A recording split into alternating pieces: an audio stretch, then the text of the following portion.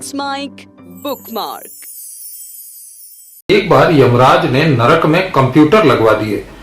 उन्होंने कहा कि जब सारे दफ्तरों में कंप्यूटर होते हैं तो नरक में भी कंप्यूटर होने चाहिए। इससे बड़ी गड़बड़ हो गई। थोड़े दिन तो बड़ा आराम रहा, आत्माओं के आने जाने का पूरा रिकॉर्ड रखा जाने लगा, लेकिन कई बार बड़े लोगों की ऐसी आत्माएं मिलने में समस्या आने लगी जो इतनी दबी कुचली थीं कि यमराज और यमदूत उन आत्माओं तक पहुंच ही नहीं पाते थे। आखिर में यमराज ने सारे कंप्यूटर हटाने का फैसला लिया, तब जाकर नरक के हालात संभले।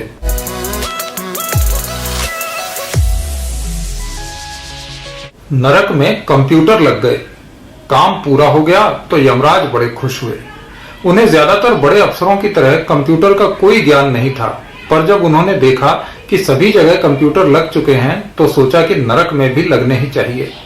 दरअसल यमराज को पता लगा था कि कई दवा कंपनियों ने अपनी वेबसाइट खोल ली है और उनके अपने यमदूत टाई लगाकर मेडिकल रिप्रेजेंटेटिव बने घूम रहे हैं।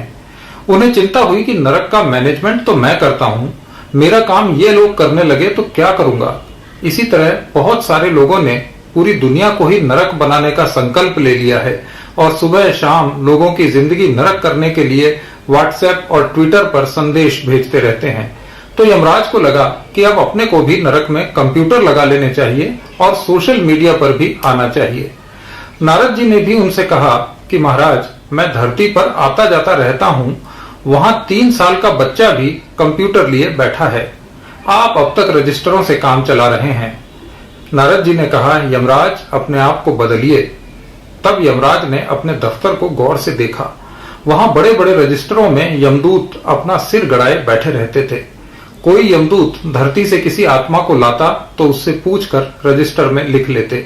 उनके दफ्तर के बाहर यमदूतों की लंबी लाइन लगी रहती थी। बेचारे यमदूत कई कई दिन तक अपने साथ लाई आत्माओं को पकड़े बैठे रहते थे, उनका नंबर ही नहीं आता था। इस चक्कर में धरती पर कई पापियों की उम्र बढ़ रही थी। यमदूतों का सारा समय इस इंतजार में बर्बाद होता था। उन्हें आत्माओं को यमराज को सौंप कर रजिस्टर में दर्ज करवाना पड़ता, फिर वे नई आत्मा लेने के लिए निकलते। नरक के रजिस्टरों में भी भारी गड़बड़ियां थीं। कई आत्माएं यमदूतों को लालच देकर छूट जाती थीं और फिर धरती पर पहुंच जाती थीं। इस आरोप में कई यमदूत निलंबित हुए। यमराज ने अपने दफ्तर को कंप्यूटराइज्ड करने का आदेश दिया। तय किया कि नरक की अपनी वेबसाइट भी होगी, नियति.com। इसके लिए सॉफ्टवेयर बनाने की जरूरत थी। वहां कई होनहार विशेषज्ञ पहले से मौजूद थे जो धरती पर कंप्यूटर वायरस बनाने और वेबसाइट हैक करने का काम करते थे। उन्हें यह काम सौंपा गया। इन लोगों ने वेबसाइट बना ली। ऐसा बढ़िया प्रोग्राम तैयार किया कि यमराज को बटन दबाते ही सारे आंकड़े मिल जाते थे। इस प्रोग्राम से रजिस्टर रखने की जरूरत ही खत्म हो गई। यमदूत भी खुश थे। अब उन्हें धरती पर लोगों के मरने और उनकी आत्माओं के यहाँ तक पहुंचने का इंतजार नहीं करना पड़ता था। ऐसा बढ़िया प्रोग्राम तैयार किया गया था कि जैसे ही किसी मेडिकल कॉलेज का दीक्षांत समारोह होता, डॉक्टरों की संख्या फीड कर दी जाती और तुरंत अगले 1-2 साल में नरक आने वालों की तादाद दिखाई देने लगती। कंप्यूटर को चित्रगुप्त के रजिस्टर से सीधे जोड़ दिया गया था और वहां से पाप पुण्य के हिसाब से स्वर्ग जाने वालों को छोड़कर बाकी की संख्या अपने आप नरक के कंप्यूटर में जुड़ जाती थी और दिखाई देने लगती थी। ऐसे ही धरती पर जैसे ही किसी पुल का शिलान्यास होता, उसे बनाने वाले ठेकेदार और इंजीनियर का नाम कंप्यूटर में डाला जाता और इसी हिसाब से यमदूतों की ड्यूटी लगा दी जाती। उनके पास कई महीने का एडवांस ड्यूटी चार्ट रहने लगा। स्टेशन से जैसे ही कोई रेल रवाना होती, कंप्यूटर पटरी की हालत का अंदाजा लगाता और नरक आने वालों की संख्या बता देता। इस कंप्यूटर की सबसे बड़ी खासियत यह थी कि जैसे उपग्रह सूखे या बाढ़ की चेतावनी देता है, उसी तरह ये स्वर्ग और नरक में आने वाले लोगों की संख्या के बारे में काफी पहले ही भविष्यवाणी कर देता था। इससे आत्माओं के रहने का इंतजाम करने में यमराज को बड़ा आराम हो गया। जैसे ही चुनाव का वक्त आता, कंप्यूटर जान जाता कि बूथ कब्जे से लेकर दंगे तक में कितने लोग मर सकते हैं और वो बता देता कि कितनी आत्माओं का बंदोबस्त करना है। जैसे ही कहीं सूखा पड़ता, कंप्यूटर पता लगा लेता कि भुखमरी की संभावना कहाँ है और खाद्य निगम के गोदामों में कितना अनाज पड़ा है। इसी तरह पुलिस जैसे ही किसी को गिरफ्तार करती, ये कंप्यूटर बता देता कि पुलिस की गाड़ी कहाँ फिसल कर गिर सकती है और मुठभेड़ के बाद आत्मा कब नरक में पहुंचेगी।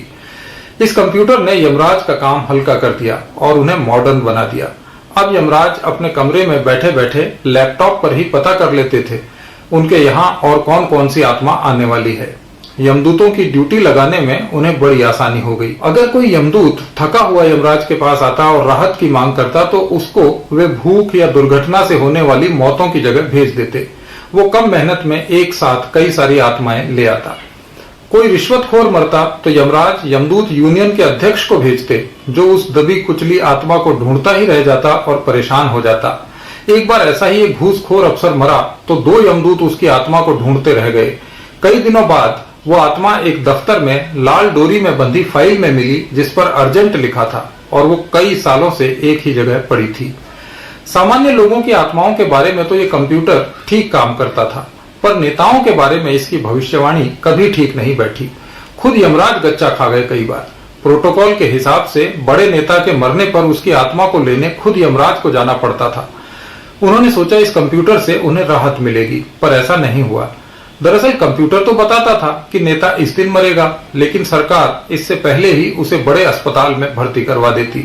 वहां डॉक्टर उसको आईसीयू में डालकर वेंटिलेटर पर रख देते। नेताओं के लिए वेंटिलेटर अनंत काल तक लगाया जा सकता है और इस चक्कर में यमराज इंतजार ही करते रहते कि आत्मा कब आएगी। और भी दिक्कत तब आती जब नेता के मरने की सूचना मिलती लेकिन उसका शरीर जिंदा रहता। ज्यादातर ऐसा ही होता था। इनकी आत्मा को मरे कई कई साल बीत जाते पर शरीर जिंदा रहता। बड़ी गफलत होती थी। यमराज किसी तरह उसकी आत्मा हासिल करते, तब जाकर नेता का शरीर शांत होता और लोग कहते कि नेताजी की असमय मृत्यु हो गई। इस समस्या का समाधान कंप्यूटर भी नहीं कर पाया। नरक की वेबसाइट नियति.com पर एक और कॉलम था जिसमें लोग फीडबैक दे सकते थे और वे सुझाव देते थे कि वो किस किस व्यक्ति को नरक में देखना पसंद करेंगे। थोड़े समय में इस लिंक को बंद करना पड़ा क्योंकि स्वर्ग से इस चीज का भारी विरोध हुआ।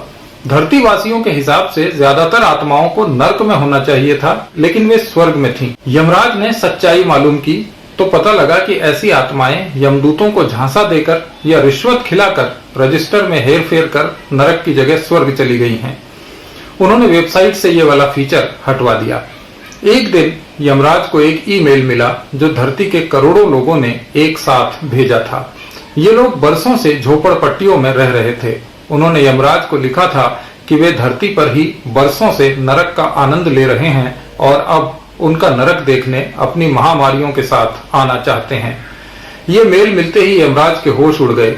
इतनी सारी आत्माओं को कहां रखेंगे। उन्होंने नरक की बिजली कटवाई और लैपटॉप लेकर कैलाश पर्वत की ओर भाग छूटे। नरक के कंप्यूटर बेच दिए गए हैं और फिर से रजिस्टर रख दिए गए हैं। आत्माएं अब पहले की तरह धीरे धीरे नरक पहुंच रही हैं।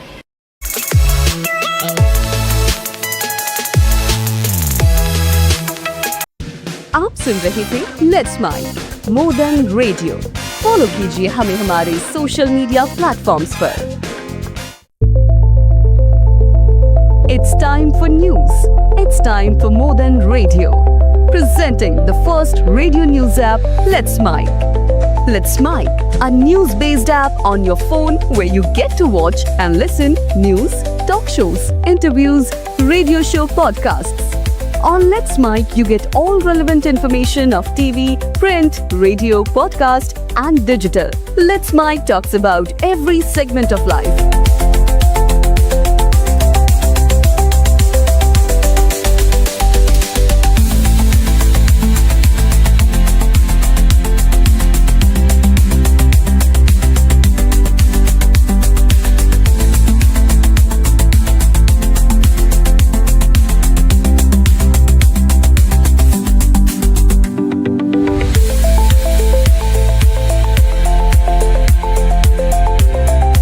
Download the app now from Play Store. Available both on Android and iOS mobile phones.